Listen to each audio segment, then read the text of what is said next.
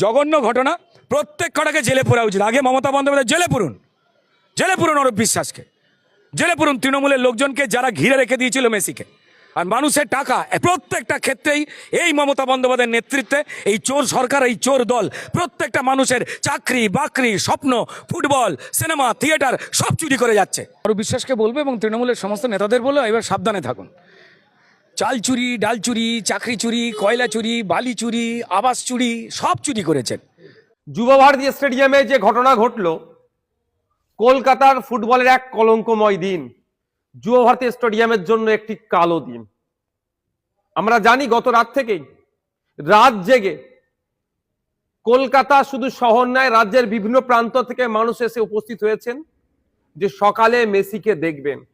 বিনামূল্যে নয়, তাদের অর্জিত অর্থ দিয়ে কেউ 4,000, 5,000, 12,000 টাকা দিয়ে টিকিট কেটে সে মেসিকে দেখবেন।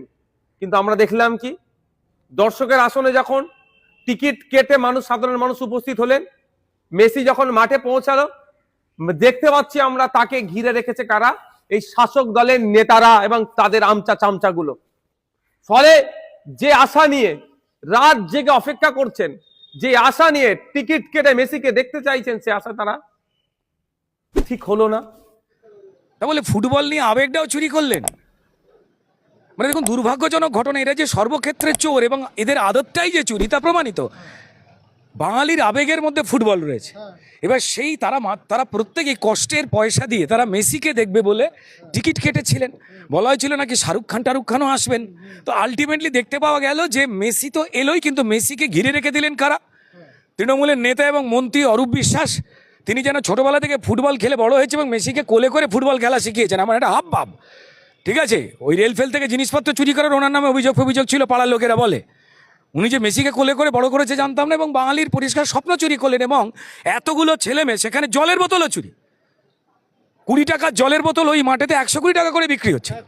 এবং পরিষ্কার চাকরি প্রার্থীদের চাকরি যেমন এরা চুরি করবার পর বিকাশ ভবনে পুলিশ দিয়ে মেরে পাটপাট করলো, যাদের চাকরি চুরি করলো তৃণমূল তাদেরই মারলো, ঠিক তেমনই এইখানে যারা ক্রীড়াপ্রেমী ছেলেমেয়েরা এসেছিল, যারা একটিবার মেসিকে দেখতে চায়, তার কথা শুনতে চায়, তাদেরকে না দেখতে দিয়ে তাদের টিকিটের দাম এবং টাকাটা চুরি করলো এবং তাদের স্বপ্ন চুরি করলো, ভালোবাসা চুরি করলো এবং যারা প্রতিবাদ করলো তাদের মাঠে ফেলে পেটালো।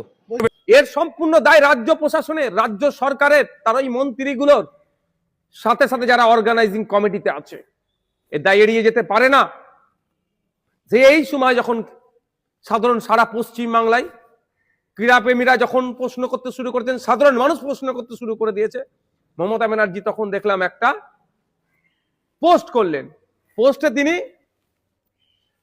তিনি উল্লেখ করছেন যে ওই মেসির কাছে, তার স্পোর্টস লাভার্স এন্ড তার ফ্যান্সদের কাছে তিনি এই ঘটনা ঘটার জন্য তিনি দুঃখ প্রকাশ করছেন। ঘুম থেকে উঠে হাত চুলকোয় কি করে চুরি করবে? এরা ঘুম থেকে উঠে নিজেদের পাশে মানে খাটেতে যদি নিজের সন্তান শুয়ে থাকে তাদেরও বালিশ চুরি করে নেয়। এরা তো সব জায়গায় চুরি করবে। জঘন্য চূড়ান্ত ঘটনা ঘটলো। চোর সরকারের একটা চোর মন্ত্রী, তো পরিষ্কার ফুটবল চোর পরিষ্কার ফুটে উঠলো। আমরা সবটাই পরিষ্কার দেখতে পাচ্ছি, এর মধ্যে নতুন কোনো কিছু নয়। জঘন্য ঘটেরা কাঠি নিয়ে ঘোরে। এর আগেই দেখেছিলেন কুণাল ঘোষের সেই বিতর্কিত ব্যাপার, সবাই নাকি সবার পেছনে কাঠি নিয়ে ঘুরছে। এই টলিউডের কি হয়েছিল, অরূপ বিশ্বাস, সেখানে কুণাল ঘোষ ঘুরছিল, দেখতে পেয়েছেন তো? দেবও গিয়েছিল। আপনি আমায় প্রশ্ন করেছিলেন পিছন বলে। এই সমস্ত নোংরা কথা বলতে চাই না, ফালতু। ও তৃণমূলী এসব নিয়ে আলোচনা করবে। এরা নোংরা এবং মিথ্যাবাদী এবং চোর। আর এরা প্রত্যেকেই পরিষ্কার একে অপরের পেছনে কাঠি নিয়ে ঘুরছে। প্রত্যেকেই চোর এবং চোরের সমর্থক। এদের অঙ্ক হচ্ছে যে আমার থেকে বেশি ভাগ ও পেয়ে গেল, এইটা হচ্ছে কুণাল ঘোষের রাগ।